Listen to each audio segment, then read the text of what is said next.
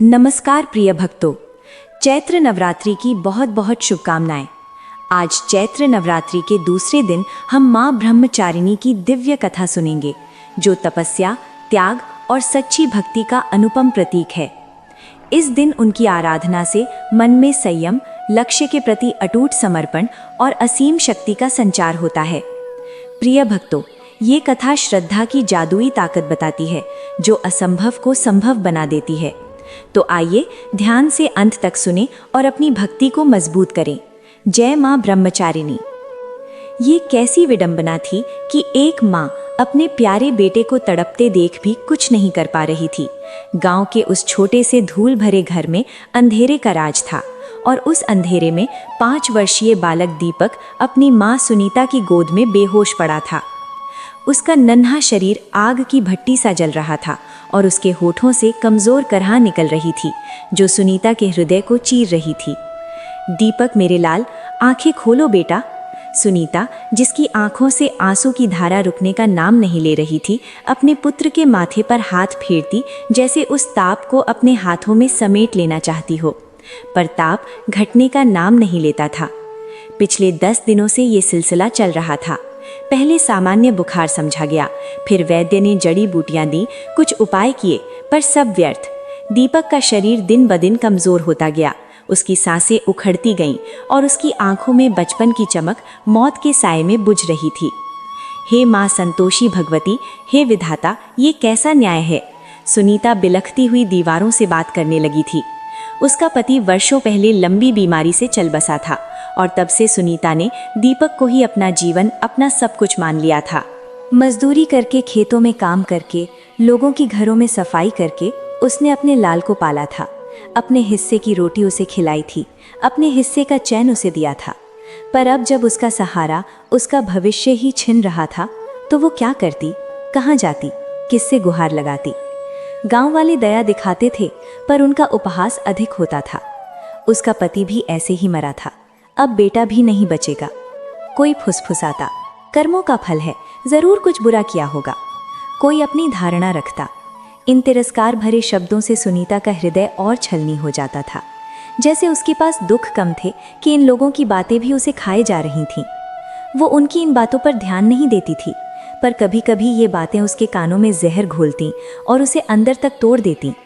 उन्हें क्या पता था कि एक माँ के हृदय में क्या तूफान उठ रहा था। उन्हें क्या पता था कि उस अकेलेपन में, उस गरीबी में, उस बीमारी के बोझ तले सुनीता कैसे जी रही थी। उन्हें तो बस बातें बनानी थी और वो अपनी बेबसी में, अपने दुख में उन पर कोई प्रतिक्रिया नहीं दे पाती थी। वो तो बस अपने दीपक की ओर देखती रहती थी, उसकी हर सांस को अपनी सांस से जोड़ने की कोशिश करती थी।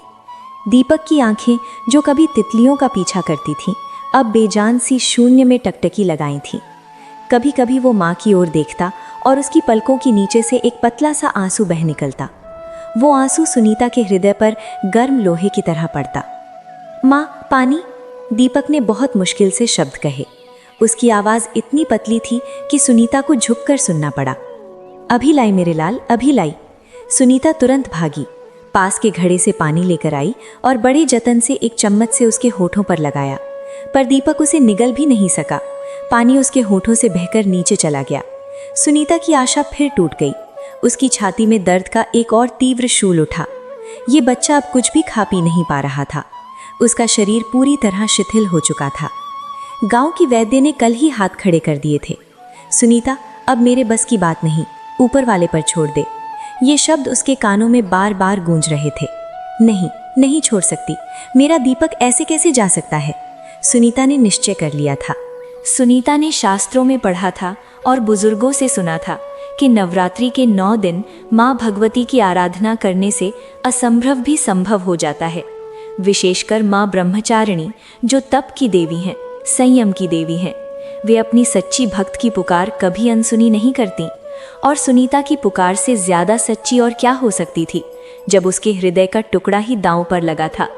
उसके पास खाने को भले कुछ ना हो, शरीर भले कमजोर हो चुका हो, पर उसकी आत्मा में अदम्य शक्ति थी। अपनी पुत्र के जीवन के लिए वो कुछ भी कर सकती थी। जल बिना, अन्न बिना वो 9 दिन का कठिन व्रत करने का संकल्प ले चुकी थी। उसे अपने शरीर की सुध नहीं थी, उसे तो बस अपने दीपक के प्राणों की चिंता थी। वो जानती थी कि ये व्रत कितना कठिन होगा, पर उस कठिनाई से भी बड़ी थी उसके पुत्र को बचाने की ललक। अगले दिन नवरात्रि का दूसरा दिन था, माँ ब्रह्मचारिणी का दिन। सुनीता ने सूर्योदय से पहले उठकर स्नान किया। यद्यपि उसका शरीर कांप रहा था। घर के छोटे से मंदिर में, जहाँ केवल एक दिया जलाने भर की जगह थी, उसने माँ दुर्गा की एक छोटी सी तस्वीर रखी और उसके समक्ष बैठ गई। धूप बत्ती की मंद सुगंध वातावरण में फैल गई, पर सुनीता का मन सुगंध में नहीं, दीपक की बिगड़ती हालत में अटका था। दीपक अपनी पुरानी फटी दरी पर पड़ा बेहोश सा था। उसकी सांसें अब और भी धीमी हो गई थी। उसकी त्वचा पर नीलिमा छाने लगी थी। ये देखकर सुनीता का हृदय और भी तेजी से धड़कने लगा। भूख और प्यास से उसका गला सूख चुका था और सिर चकरा रहा था, पर उसके मुख पर एक दृढ़ संकल्प था। वो आंखें बंद कर हाथ जोड़कर माँ ब्रह्मचारिणी का ध्यान करने लगी। हे तपस्विनी, हे ज्ञानमयी, हे शक्तिदायिनी माँ, मैं अभागिन सुनीता तेरी शरण में आई हूँ। मेरा सब कुछ तू ही है। मेरी आशा, मेरा विश्वास, मेरा जीवन। मेरे दीपक को बचा ले माँ। मेरे प्राण निकल जाएं, चाहे मेरा शरीर गल जाए, पर मेरे पुत्र को जीवन दे दे। उसकी आवाज़ में एक ऐसी करुणा थी, एक ऐसी वेदना थी जो पाषाण हृदय को भी पिघला सकती थी। उसके हर शब्द में माँ का वात्सल्य, उसकी याचना, उसकी टूटती हुई आशा और फिर भी न हारने वाला विश्वास था। उसने अपने दोनों हाथों को ऊपर उठाया, जैसे देवी से सीधा संवाद स्थापित कर रही हो। माँ, क्या तू अपनी इस पुत्री की पुकार नहीं सुनेगी? क्या मेरा पुत्र यमराज के द्वार पर चला जाएगा और तू चुप रहेगी? नहीं माँ, ऐसा नहीं हो सकता। तू तो ममता की मूर्ति है। तू तो सबकी बिगड़ी बनाने वाली है। मेरा दीपक, वो कितना छोटा है माँ। उसने अभी तो दुनिया देखी भी नहीं है। उसे मत ले जा माँ, मेरे हृदय के टुकड़े को मत ले जा। उसके नेत्रों से अश्रु अविरल बह रहे थे और उन आंसुओं में उसकी सारी पीड़ा, सारी व्याकुलता समाई हुई थी। वो एक ऐसी पुकार थी जो धरती से उठकर सीधे देवी के दिव्य लोक तक पहुंच रही थी। जैसे हृदय की चित्कार में इतनी शक्ति हो कि वो ब्रह्मांड के कण कण को भेद दे। उसकी पुकार में इतनी तीव्रता थी, इतनी सच्चाई थी कि वो स्वर्ग के सिंहासन को भी डगमगा सकती थी। मेरी माँ, मेरा दीपक, मेरा प्राण और जय माँ ब्रह्मचारिणी की पुकार उसके होठों पर ही अटक गई, जब उसका शरीर लड़खड़ाया और वो अपने ही आंसुओं से भीगी धरती पर ढह गई। चेतना ने उसका साथ छोड़ दिया। भूख, प्यास, चिंता और अदम्य दुख के बोझ तले उसका शरीर हार मान गया था, पर उसकी आत्मा अभी भी अपने पुत्र के लिए युद्ध कर रही थी। सुनीता को लगा जैसे उसका शरीर किसी गहरी खाई में गिर रहा है, और फिर अचानक उसने खुद को एक दिव्य प्रकाश से घिरे हुए पाया। आंखों को चौंधिया देने वाला वो प्रकाश शांति और आनंद से भरा था। उसने देखा, सामने एक भव्य स्वरूप प्रकट हुआ है। श्वेत वस्त्रों में लिपटी, दाहिने हाथ में जपमाला और बाएं हाथ में कमंडल लिए सौम्य और शांत मुखमंडल वाली देवी। उनकी आंखों में करुणा का सागर लहरा रहा था और उनके मुख से एक मधुर मुस्कान झलक रही थी। ये कोई और नहीं, माँ ब्रह्मचारिणी थी। उठो मेरी बच्ची। सुनीता देवी की आवाज़ शहद सी मीठी थी, पर उसमें ब्रह्मांड की शक्ति समाई थी। सुनीता ने भय और श्रद्धा से आंखें झुका ली। वो अपने आप को देवी के समक्ष इतना छोटा महसूस कर रही थी। तुमने मुझे अपनी सच्ची पुकार से विवश कर दिया है। तुम्हारी ममता और तुम्हारे तप ने मेरे हृदय को द्रवित कर दिया। सुनीता के होंठ खुले पर कोई शब्द बाहर न आया। वो बस अवाक भाव विभोर होकर देवी को निहारती रही। हे माँ, हे जगदम्बे, क्या ये स्वप्न है या सत्य? उसने मन ही मन सोचा। देवी ने अपना करुणा भरा हाथ उठाया और सुनीता के सिर पर रखा। उस स्पर्श से सुनीता को ऐसा लगा जैसे उसके शरीर में नई ऊर्जा का संचार हो गया हो। उसकी सारी पीड़ा, सारी चिंताएं एक पल में मिट गई हों। तुम्हारे पुत्र दीपक को मैंने नवजीवन दिया है। तुम्हारी श्रद्धा, तुम्हारा प्रेम और तुम्हारा अटूट विश्वास, ये सब व्यर्थ नहीं जाएगा। वो जिएगा और एक स्वस्थ जीवन जिएगा। सुनीता की आंखों से खुशी के आंसू बह निकले। ये कैसी अद्भुत लीला थी। जिस माँ ने अपने पुत्र के लिए स्वयं को मिटाने का संकल्प लिया था, उस पर स्वयं जगत जननी ने कृपा बरसाई थी। मैं आपकी आभारी हूँ माँ, मैं आपकी चरण धूली हूँ। मेरे पास शब्द नहीं आपकी महिमा का बखान करने के लिए। वो देवी के चरणों में गिर पड़ी, उनके चरणों को अपने आंसुओं से भिगो दिया। उठो मेरी पुत्री, तुम्हारा तप पूर्ण हुआ।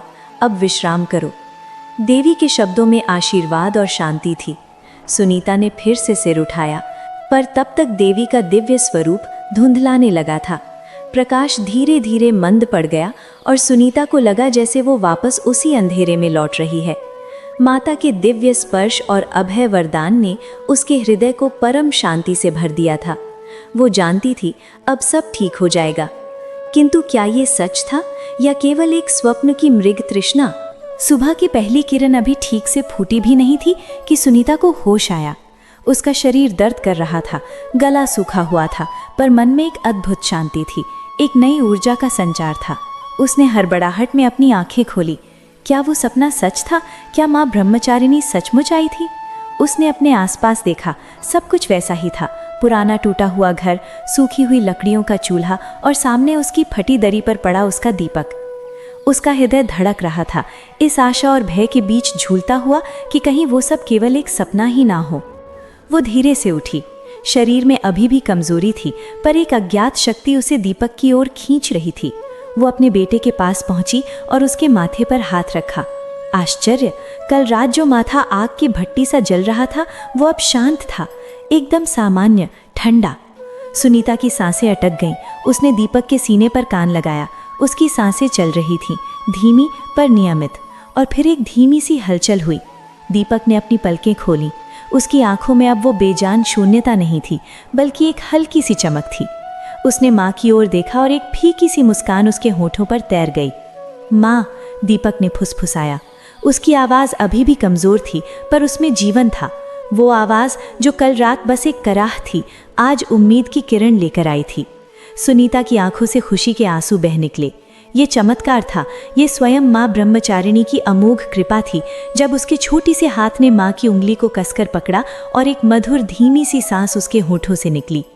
क्या ये सच था? क्या उसकी पुकार सुन ली गई थी? सुनीता ने तुरंत घड़े से पानी लिया और इस बार दीपक ने उसे आसानी से पिया। उसने अपनी नन्ही आंखों से माँ की ओर देखा और कहा, माँ, मुझे भूख लगी है। ये शब्द सुनीता के लिए किसी देवदूत की वाणी से कम नहीं थे। उसने पास रखे कुछ सूखे चावल उबाले और प्रेम से अपने बेटे को खिलाया। दीपक ने धीरे धीरे सब खा लिया। उसके चेहरे पर अब एक नई चमक थी, जैसे बीमारी का सारा बोझ उसके शरीर से उतर गया हो। ये खबर जंगल में आग की तरह गांव में फैल गई। जो लोग कल तक सुनीता और उसके बेटे का उपहास करते थे, जो उसे पागल और अभागिन कहते थे, वे सब स्तब्ध रह गए। कोई विश्वास नहीं कर पा रहा था कि जो बच्चा मृत्यु के द्वार पर था, वो एकाएक स्वस्थ कैसे हो गया। गांव के वैद्य स्वयं सुनीता के घर आए और दीपक को देखकर हक्के बक्के रह गए। ये तो साक्षात चमत्कार है। तुम्हारी श्रद्धा ने तो ईश्वर को भी विवश कर दिया सुनीता, उन्होंने विस्मय से कहा। जिन लोगों ने सुनीता पर पत्थर फेंके थे, वे अब उसके सामने नतमस्तक थे। उनकी आंखों में अब उपहास नहीं, पश्चाताप था। वे सुनीता से क्षमा याचना करने लगे, अपने कठोर शब्दों के लिए माफी मांगने लगे। पर सुनीता को इन सब से कोई फर्क नहीं पड़ता था। उसका ध्यान तो केवल अपने दीपक पर था और उस दिव्य शक्ति पर जिसने उसकी पुकार सुनी थी। सुनीता ने अपने 9 दिन का व्रत पूर्ण किया। यद्यपि उसके शरीर में अदम्य पीड़ा थी, पर उसके हृदय में असीम आनंद और कृतज्ञता थी। वो हर रोज माँ ब्रह्मचारिणी के समक्ष दीपक जलाती, उनकी महिमा का गुणगान करती। दीपक भरा हुआ, स्वस्थ और पराक्रमी, वो अपनी माँ की श्रद्धा और देवी की कृपा का जीवंत प्रमाण था।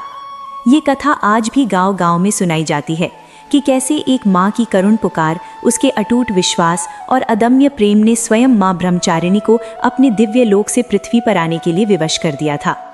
ये कथा हमें सिखाती है कि श्रद्धा, धैर्य और निस्वार्थ प्रेम में इतनी शक्ति है कि वो असंभव को भी संभव बना सकती है और किसी भी विपत्ति से पार पा सकती है। प्रिय भक्तों, इसी के साथ चैत्र नवरात्रि की ये पावन व्रत कथा यहाँ पूर्ण होती है। हम सभी ब्रह्मचारिणी माता के चरणों में प्रार्थना करते हैं कि उनकी दिव्य कृपा सदा आप सब पर बनी रहे। जय माँ ब्रह्मचारिणी, जय हो माता जगत की जननी।